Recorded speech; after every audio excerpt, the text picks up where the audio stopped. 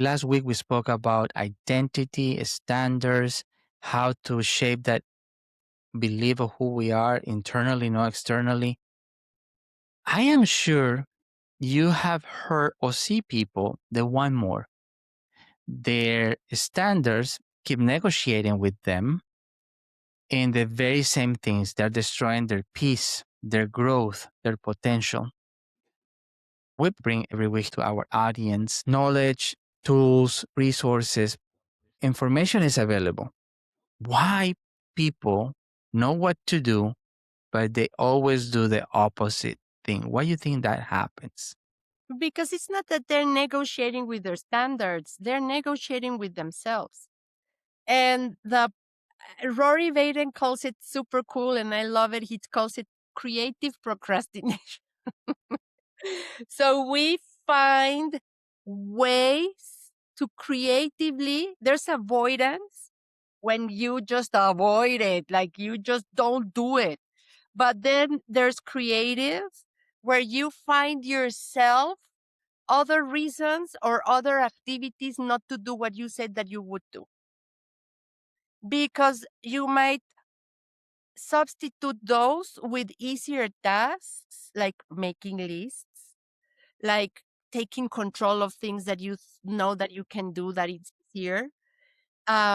Like for example, people instead of making their conversations send texts and then say, I sent a text, but nobody replied. Right? So they are negotiating with the situation, they are deciding not to do it. We usually So don't basically, like they're eh, betraying their own standards, right? because they are In used a to way. not keeping their word to themselves. And the most important person in your life, Miguel, is you or me. But we are not used, and this is going to be hard, eh? We are not used to seeing ourselves as a person. So the person that receives the most abuse from us is us. The person we break our promises to the most often is us. The person that talks worse about ourselves is us. The person you judge the hardest is you. The person you complain the most about is you. You wouldn't allow a person to treat your son or your daughter or your wife as you treat yourself. That is I so, so true. Oh my God. Sandra, Unfortunately, we don't have and I'll do this really quick. We don't have a sense of self because we don't look at ourselves, because we don't have that awareness of ourselves. And we are used to blame the past instead of taking self responsibility. We used to say, Mm, I don't like to make my calls because when I was little, somebody rejected me, and then I don't deal well with rejection. And I no, I don't. I just can't. And then you work with that all throughout your life, but that's a very poor excuse and part of the 95% of lies that your brain is telling yourself. But eh, when you actually move forward and do what you said that you would do, it's not as difficult as we think it is. And then we grow a little notch in the pillar. But the most important and the toughest negotiation that you have to do is with yourself. and that's the most important. And that takes me back to something that I'm pretty sure you and I will learn around the same time and maybe from the same source, that it says that people don't rise to their goals, they fall to their standards, right? We learned that a long time ago. And that's basically the reason why we keep breaking the promises to ourselves and destroy the self-respect. And that's the root of the lack of discipline, because it's not information. We agree with that. I mean, I can tell you what to do, but it's not information. It's because the standards that they have are not in line to this self identity or who they believe they are. Yeah, habits matter, skills matter. You need to raise to those standards. So, why we don't define clearly what is a standard and why is a standard so different than a goal? Because a lot of people confuse them, standards with goals. In my company, I have to tell you, I don't set goals, I set standards. It's a totally different mindset, but just walk me through this. Why a standard is not a goal and why it's so important to rise to these standards? Because let's talk about it in business words. Like, for example, you have a KPI, a key performance indicator. That's a standard. And one of your KPIs, let's say in sales, is the amount of conversations that you need to set an appointment. That's a KPI, or that's a standard, or that's a conversion, right? And the company, let's say I'm working with you, Miguel, and I know that you have systems and that you have standards. But for example, I know that my KPI is 10 daily conversations. And I know that part of your systems and your standards is tracking and measuring everything in the CRM, right? You have Hmm. that. Then there are two reasons why we don't get to our standards because of our habits. Number one is lack of training. And then we don't understand what's happening there. And then tied to that is lack of accountability. But unfortunately, we tie accountability to a third person when that should be part of my standards. I have a KPI, but I also have to have personal standards. And I translated accountability into self-respect and honesty. So that's a standard. A goal is getting to the 10 conversations. A goal is getting to the 10 conversations, which is tied to a KPI, which is tied to having the accountability, that it's tied to a system where I have to report, track, and measure in the system. However, if I do not have the change of identity, I will miss the 10 conversations over and over and over because that's part of my personal negotiation of I don't take my goals seriously, so I don't live up to the standards. So the standard would be like let's talk about the daily checklist. Wake up early, maybe I didn't do it. Do role play, maybe I didn't do it. I know I have to do 10 conversations, but everything got in my way, right? You interrupted me, you came into my office. So I broke my standard of saying I'm prospecting. Are you? Right? I got an email, so I didn't continue with my prospecting, which was my goal. I broke all of these standards that would get me to the goal. And I didn't track and measure, but Miguel, you as my boss, you didn't even keep me accountable. There are two people that keep one accountable. You, that you supervise what I'm doing, and me to doing what I said that I would do. So, That you follow through with who you say you are. and I didn't do what I said I was going to do, and you didn't check on what you told me to do. So we both had low standards. We knew the goal,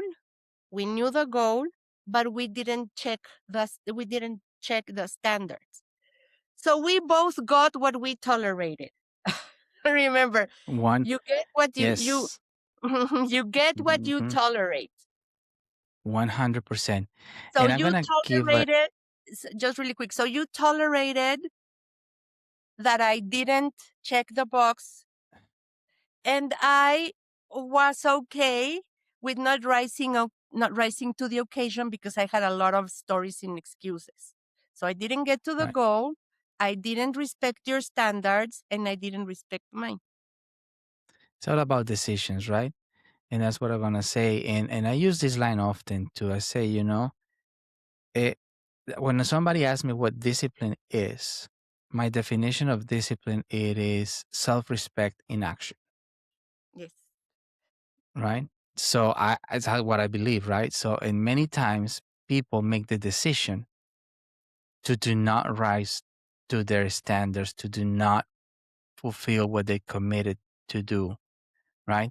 And I hear quite often people say, but they don't pay me enough. Well, when you got hired, you agree with the whatever rate you were getting paid. But now that you have to perform, you believe that is not enough. And it's the excuse, you're talking about excuses that people use to be not lazy, but be complacent with the standards, rising up to those standards. But it's also something in corporate level, and a personal level, and in society, including social media, that impacts how we behave. And I think it's the environment that we're in. I firmly believe the environment can lower your standards. You can you need the proximity with others, right? If you want to learn about money, you need to be in a room with people that talk about money all the time, right? So the rooms that you stay in, the people that you keep close contact with, are the ones who are going to help you to shape those habits. How one can choose or get involved or be part of the environment, or how soon someone that is in a toxic environment needs to get out of it, right? Um, let's talk about environment. Let's get into that, because I'm getting too long winded here, and I want your opinion about environment and how that shapes the standards and how that can lower our standards. So we have a culture, right? Mm-hmm. Every company, every business should have a culture that's shaped by their mission, their vision, their core values, and that creates a culture. In theory, you should hire to the mission, the vision, the core values, the culture, the avatar, right? But sometimes we underhire, we hire underperformers. In theory, we should hire people that have the capacity, the character, that are coachable, and that are committed. And then you have to live up to your avatar of the person that you hire. But most of the times, we hire wrongly because we think that that person will level up, or that we can train them to level up, or that when they have proximity to me, they will level up, right? But that doesn't Right. really happen. So let's say that you have a group of top producers, and then you start hiring underperformers. Or you have a top producer that's terrible, arrogant, and toxic. Then he will start creating that doesn't go with the culture. He will start creating a toxic relationship that will waterfall, or that will cascade into the underperformers, and it'll be a toxic soup, and everybody will underperform. Let's imagine that you have a top producer and you have a lot of underperformers, and you don't have good leadership. And this top producer will try to push up, but the low producers will always be complaining, and the lack of leadership doesn't support the top producer. And then your top producer will eventually or start underperforming, or become toxic, or leaves. And then you still have your toxic environment, because you as a leader are not, one, getting involved. Two, you allow, or you tolerate a lot in order to keep the peace. But what you're doing is that you're undermining the culture, and you're undermining the production, and you're undermining the business, and you're undermining yourself. And we have And seen that's that, yes. all the time, all the time. And I But think you use a term in our second or third episode of this series, the energy suckers, the vampires. I doubt that, that really resonated with me. And when I look at my organizations, we have a lot of those individuals in our lives. Sandra, we need to talk now about the non-negotiables because we're talking about the negotiation. You at the beginning of this episode, you say we're not negotiating really. We just, betraying, not rising to our standards. So how one that wants to have this powerful life can establish the core of non-negotiables to change from the habits in the morning that we talked in the last episode, right?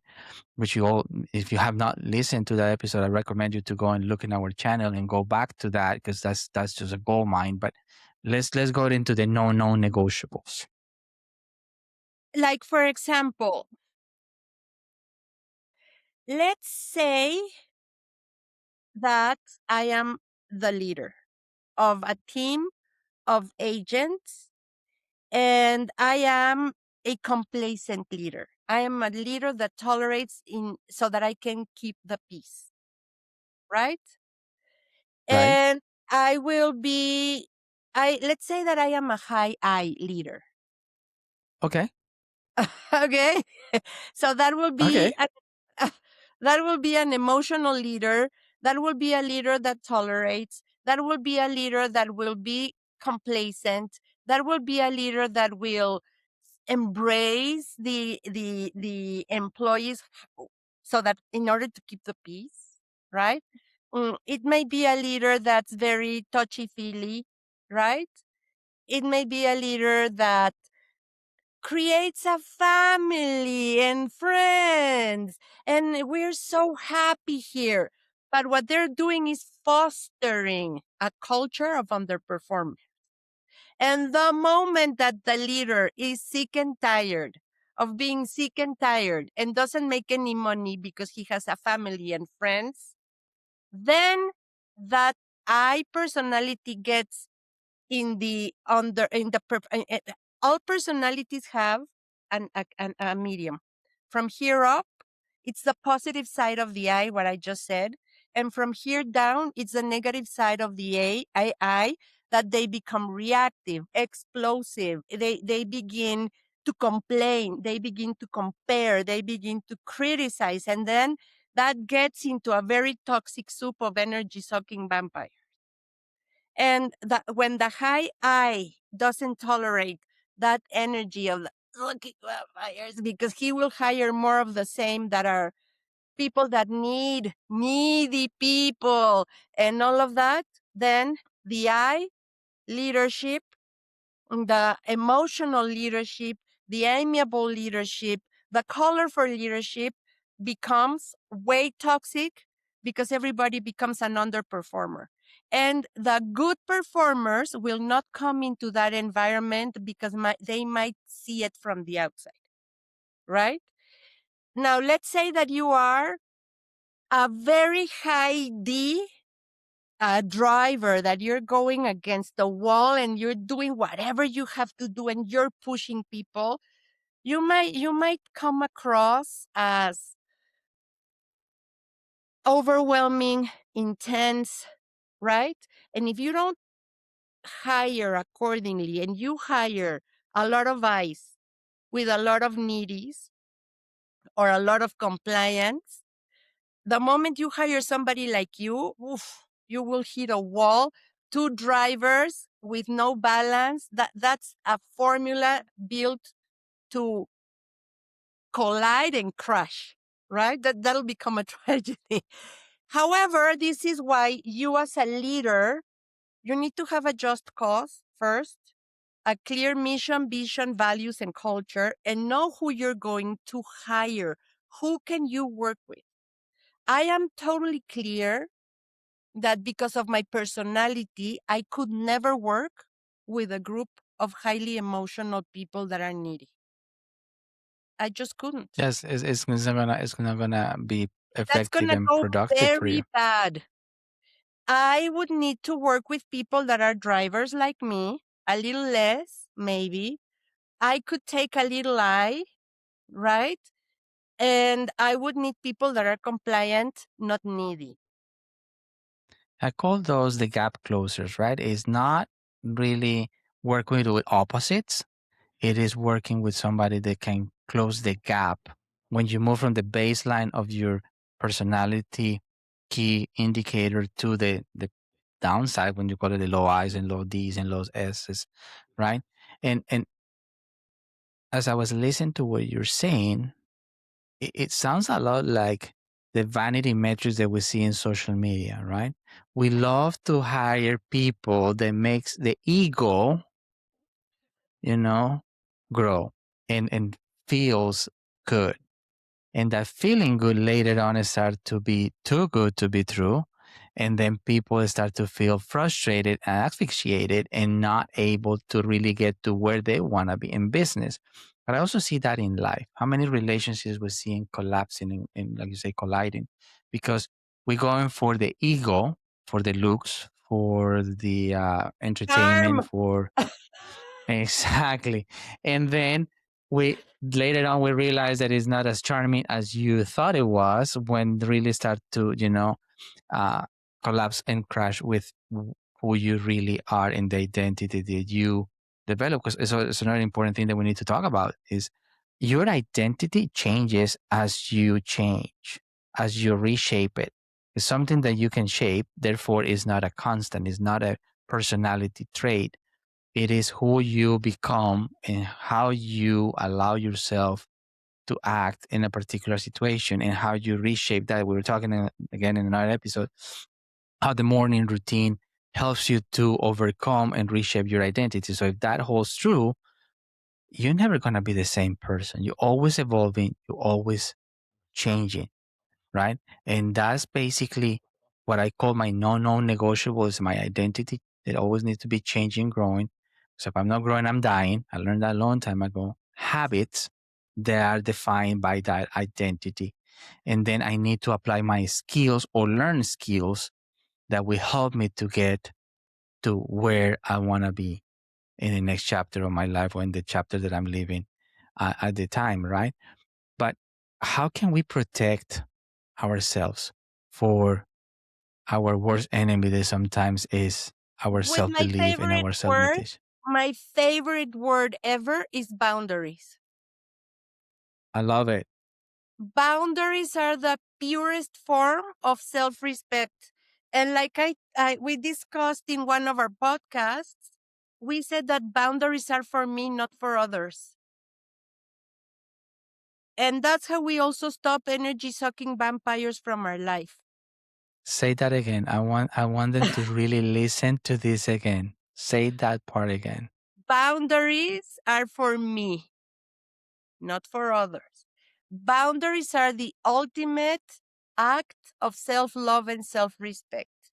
This is what I am willing to accept or tolerate from others and even from myself. And when I have energy sucking vampires in my life, it's because I had very low boundaries. My barrier of entry was very low and I allowed them in. When there are in life, in work, and in emotional relationships, there's what's called red flags.